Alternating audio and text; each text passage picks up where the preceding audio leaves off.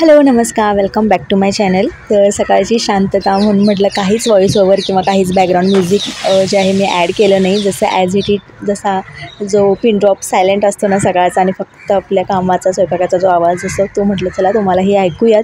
आणि अशी शांतता फक्त या सकाळच्या वेळेतच मला मिळते. त्यानंतर एकदा मुली ज्या उठल्या ना दिवसभर त्यांचा दंगा सुरू असतो घरी. सो म्हटलं आता जी आहे सकाळची शांतता आहे तीच कॅप्चर करूयात. तर आज गुरुवार आहे आणि मागच्या म्हणजे दीप अमावस्येच्या गुरुवारी ना मी माझं स्वामी समर्थांचं व्रत जे आहे 11 गुरुवारांचं ते स्टार्ट केलं होतं आणि एकच माझा गुरुवार झाला. आणि त्यानंतर ना काही कारणास्तव आम्हाला गावी जावं लागलं. तर तिकडेच आम्ही 10-12 दिवस होतो. सो मधले जे 2 गुरुवार होते ना ते माझे मिस झाले. आणि आजचा माझा जो गुरुवार आहे हा दुसरा गुरुवार आहे 11 गुरुवारांपैकी.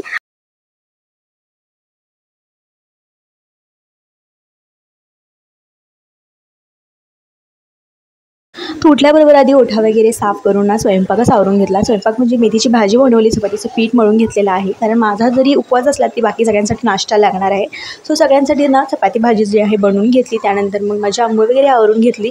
आता समोरचा पोर्च वगैरे मी झाडलेला नाही आहे अजून, कारण तिकडे सगळे झोपले होते हॉलमध्ये सासूबाई वगैरे. सो म्हटलं त्यांना डिस्टर्ब करायला नको. सो आधी किचनमधलं जे काम होतं माझं ते आवरून घेतलं.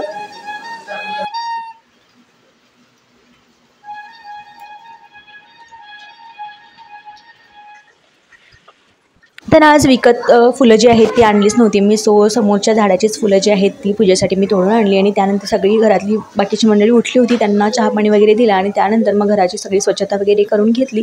पोर्च वगैरे झाडून घेतला, उंबऱ्याला लेपन वगैरे करून घेतलं, रांगोळी काढली थोडीफार. कारण आज स्वामींचा दुसरा गुरुवारची पूजा मी मांडणार होती आणि तो एक सणच असल्यासारखं जे आहे घरी वातावरण निर्माण होतं.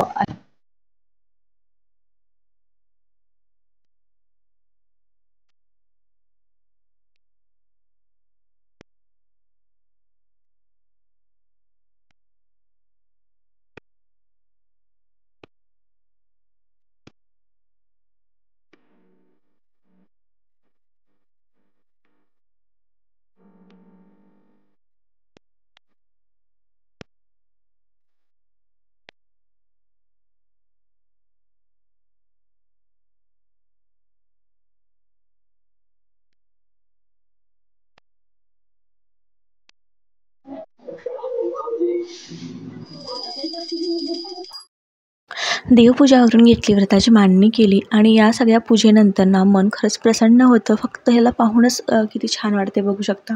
तुम्हालाही अनुभव आला असेलच. आणि स्वामी सेवेमध्ये ना गेली 2 वर्ष झाली मी स्वामी सेवेमध्ये आलेली आहे. आणि स्वामी सेवेत आल्यानंतर एक 3-4 महिन्यातच ना मला अक्कलकोटला जाण्याचा जो आहे योग आला. आणि खूप छान दर्शन झालं तिकडे देखील. आणि खरंच त्यानंतर मला असं वाटायला लागलं की आपण जो हा मार्ग निवडलेला आहे तो खरंच योग्य आहे. आणि खरंच मी ज्या गोष्टीसाठी हे व्रत सुरू केलं होतं ना ती गोष्ट पूर्णत्वाला नेण्याचं जे आहे सुरुवात स्वामींनी केलेली आहे असं मला वाटतं. पहिल्या गुरुवारनंतरच मला थोडीफार प्रचिती यायला सुरुवात झालेली आहे. हॅलो नमस्कार welcome back to my channel. कसे आहात सगळे? आय होप तुम्ही सगळे ठीक असाल. आणि आज गुरुवार आहे आणि तुम्हाला सगळ्यांना माहीत असेल की मी 11 गुरुवारचं व्रत जे आहे स्टार्ट केलेलं आहे. तर एक गुरुवार माझा झाला होता आणि त्यानंतर मग गावी जाणं झालं आणि मग मधले जे गुरुवार आहेत ते राहिले. आणि आज माझा दुसरा गुरुवार आहे. तर सगळी पूजा वगैरे माझी आवडलेली आहे. तर आता पुस्तक म्हणजे सारामृत मला वाचायचं आहे आणि ते मी ना रुही जे आहे ट्युशनला गेल्यावर निवांत वाचेन. कारण आता मी वाचायला बसले की मग रुही मध्ये डिस्टर्ब करणार किंवा ती मला शांत एका ठिकाणी बसूच देणार नाही. काही ना काही तर तिचं सुरू असतं चुळबुळ. त्यासाठी ती ट्युशनला गेल्यानंतरच मी जे आहे निवांत बसून जे आहे वाचेन. आणि आज ना खूप म्हणजे खूप जास्त पाऊस आहे. ॲक्च्युली कालपासूनच खूप जास्त पाऊस आहे आणि आजही सकाळपासून खूप जास्त पाऊस पडतो आहे. आणि हो आज 14 ऑगस्ट आहे, उद्या स्वातंत्र्य दिन आहे. तर इथे आता मी रुहीचा थोडाफार स्टडी घेते आहे. आणि जेव्हा तिने बॅग पाहिली आणि कॅमेरा पाहिला लगेच ती म्हणाली मम्मा मला दाखवायचं आहे सगळ्यांना. तर ती दाखवते आहे बॅग आणि आपला कंपास वगैरे आणि राशी आपलं स्लीपर दाखवते आहे. इन शॉर्ट त्यांना हे दाखवायचं आहे की हे आम्हाला रक्षाबंधनमध्ये गिफ्ट भेटलेलं आहे. त्यांच्या भावाने त्यांना जे आहे रुहीला बॅग आणि राशीला स्लीपर वगैरे असं सगळं दिलेलं आहे. तर तेच त्या दाखवत आहेत.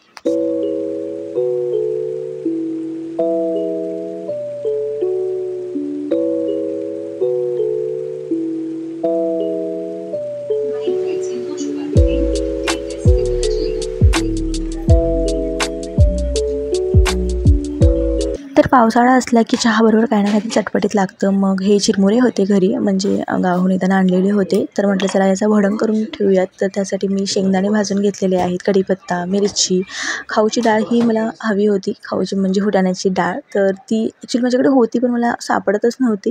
सो म्हटलं इतकंच सगळं जे आहे सामान जे आहे आपण घालून बनवूयात. सो तेल इथे मी गरम करून घेतलेलं आहे, त्यामध्ये जिरं मोहरी घातलेली आहे. त्यानंतर माझ्याकडे कढीपत्ता होता, तो सुकलेला होता पण असू दे म्हटलं चालेल, तर तोच घालून घेतला त्यामध्ये. त्यानंतर शेंगा होता भाजलेल्या, त्या देखील मी त्यामध्ये ॲड केलेल्या आहेत. त्याची टरफलं वगैरे मी काही काढलेली नाहीत, म्हणजे वरचं जे साल असतं ते काढलेलं नाही आहे, तसंच फक्त घातलेलं आहे. थोडंफार भाजून घेतलं होतं आणि आता थोडंफार मी जे आहे फोडणीमध्ये भाजून घेईन. आणि त्यानंतर या फोडणीमध्येच ना म्हणजे हे सगळं व्यवस्थित परतून झाल्यानंतर त्यामध्येच मी लाल तिखट आणि मीठ आणि हळद घालेन. तर लाल तिखट मिरच्या ऑलरेडी मी तिखटच घातलेल्या आहेत, पण लाल तिखट याकरिता कारण छान त्याला रंग येईल यासाठी. तर मस्त असं फोडणीमध्येच जे आहे सगळं घालणार आहे आणि त्यानंतर मग त्या चिरमुऱ्यावरती फोडणी ओतून द्यायची आहे आणि सगळं मिक्स करून घ्यायचं आहे. किंवा जर यात आता मी मोठी कढई ठेवलेली आहे तर यामध्येच मी चिरमुरे जे आहे घालून परतवून घेईन. तर अशी झटपट अशी बनणारी ही भडंगची रेसिपी आहे. आणि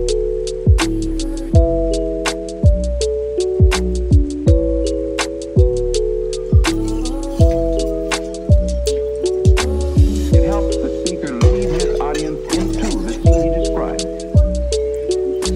by creating an imaginary picture. Usually it's something that moves.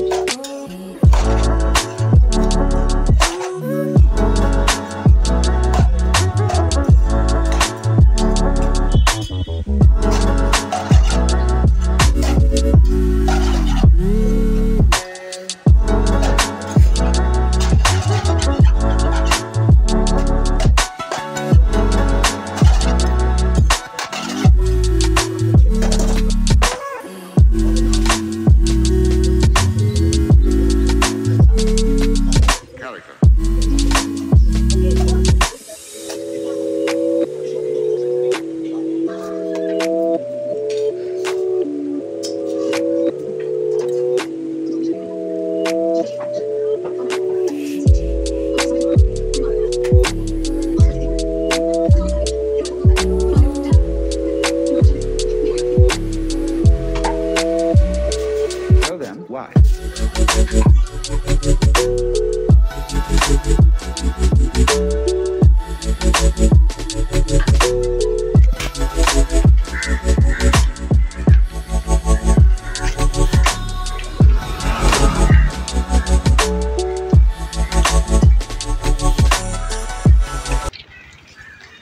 तर सकाळपासून ना मंदिरला जायचं होतं, पण पाऊस अजिबात थांबतच नव्हता. आणि आता फायनली छत्री घेऊन मी आणि राशी निघालो मठामध्ये.